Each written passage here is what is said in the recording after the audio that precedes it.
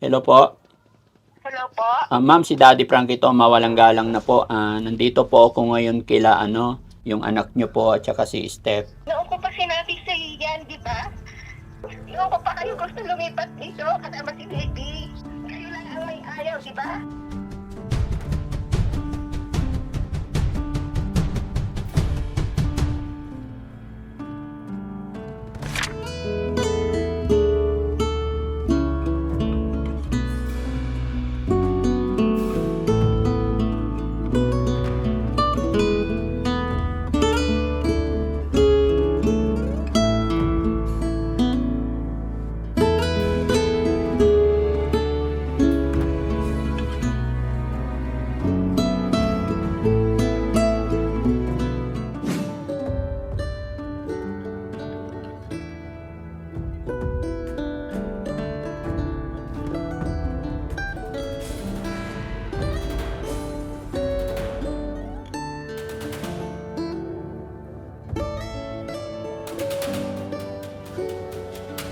Ayan, okay na. Pero maputik. Ayan. So, ayan mga kababayan, mga kabarangay. Isang magandang araw na naman po sa atin lahat. Maulan pero may araw. Hindi ko alam mga kababayan. Pero sa araw na ito mga kababayan, nandito po kami ulit sa area malapit kay Steph. At sa aking pagkakaalam mga kababayan, day-off kasi ng kanyang asawa. Kaya ito yung araw na kakausapin natin siya. So, samahan nyo ako mga kababayan nang sa ganun ay sana sa araw na ito ma-encourage na natin sila mag-asawa para mailipat na natin kung ano ang pwedeng gawin ng Team Daddy Frankie mailayo sa lugar na to kasi hindi talaga maganda. At iingatan natin kasi kung ano ang mangyayari dito, lalong-lalo na po marami nang nakapanood ng videos natin. So sana makausap na natin ang asawa ni Steph at makilala nyo rin kung ano. So samahan nyo ka mga kababayan. God bless.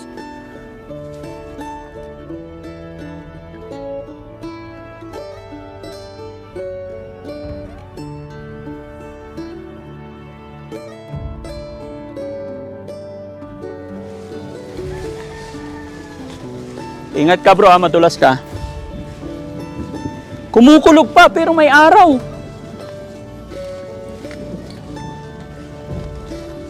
Mga kababayan, mga kabarangay, andito na po tayo. Sakto nandyan si Steph. Steph, magandang umaga. Ayan, kumusta? Andito na naman kami. Ha?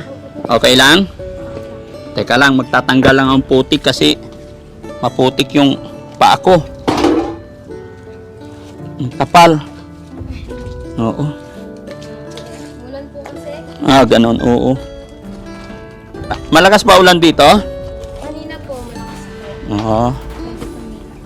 Medyo tumila. Salamat naman. Ayan. So, kumusta naman? Okay lang. Oo. Kumusta si baby? Okay lang po. Medyo Ay. inuubo. Ay, medyo inuubo siya. Oo, may gamot naman na. Ano pa lang po, isa pa lang po. Okay. Matanong ko pala, asawa mo nandito? Nandito na po. Ay, salamat. Step, bago ang lahat, pwede ba idikit ito sa'yo? Ayan, para maganda yung ano. So, Step, ang reason talaga kung ba't nandito kami, gusto namin makausap ang iyong asawa. Pero, sige. Nasaan siya ngayon? Kumukuha po ng kangkong. May kinukuha lang. Sige. So, mga kababayan, inaantok na yung baby ni Step. So, habang hinihintay natin yung kanyang asawa, hayayaan muna natin patulugin niya yung kanyang baby para maganda yung usapan. Ayan, natutulog na. Nakatulog na nga. Salamat.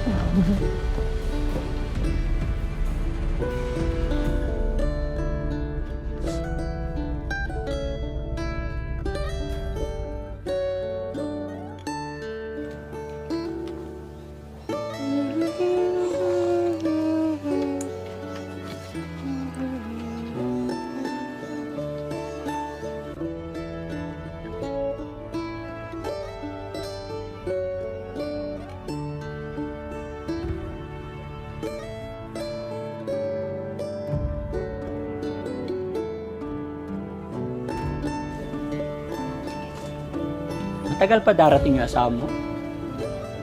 Parating na rin po yun. Kanina pa po yun. Okay. Saan pa kumukuha? Malayo ba dito? Diyan lang po, medyo malayo po. Medyo malayo. Okay. Mabuti, natulog na yung anak mo, no? Oo nga po. Kanina pa po yun, inaantok. Ganun. Sige, sige. Oh. Sana makarating na, no? Mga kababayan, hintay-hintayin lang natin yung asawa ni Steph kasi yun po talaga yung sadya natin para makausap sila ng maayos. Opo po tayo dito dati. Sige lang. Nasaan po? Sana dumating na si yung asawa mo.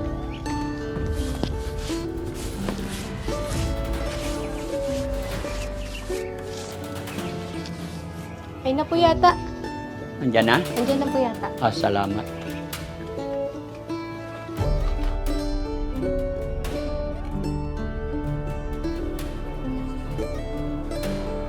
Ang dami niyang dalang gulay, Good morning po. Good morning po. Okay. Ay, ang dami mong gulay, Opo, pang adobo. Okay. Si baby. Kakatulog nga lang eh. Kanina pa nagwawala eh.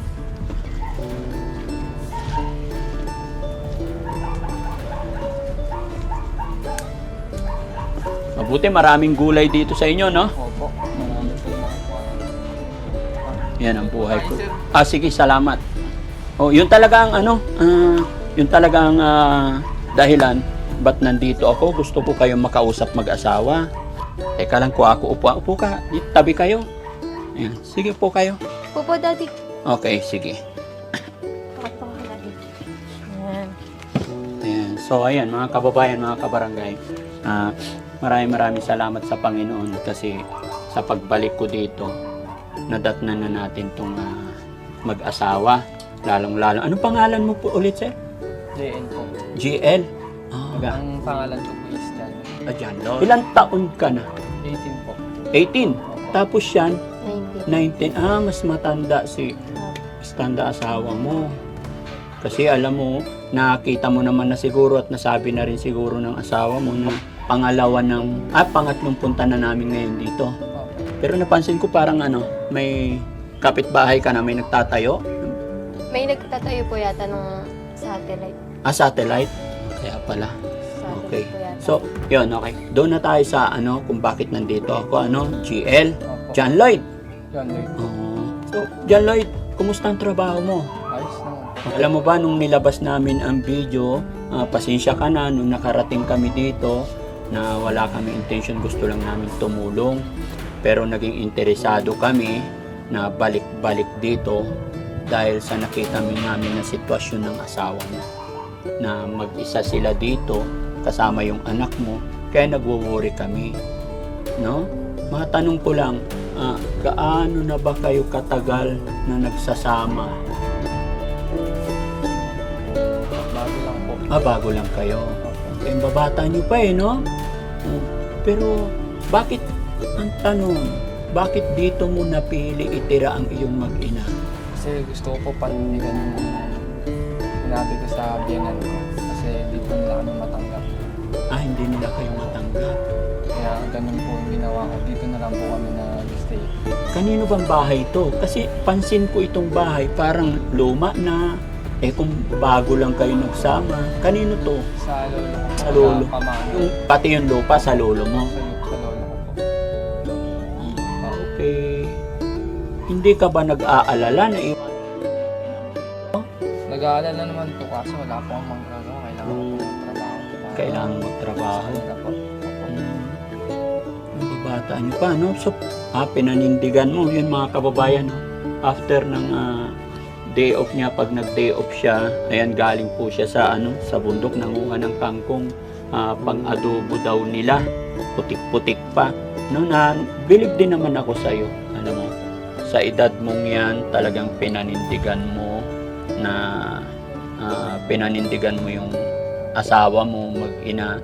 Pero, hiling ko sana, gaya na aking sinabi, bilib ako, sumasaludo ako sa iyo kasi pinanindigan mo yung kaligtasan ng iyong mag-ina.